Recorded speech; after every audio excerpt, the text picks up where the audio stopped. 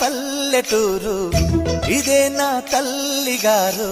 మా ఊరి పాడి పంట రాములోరి దీవెనంట. తల్లి గోదావరి నీళ్ళు కడిగ సీతమ్మ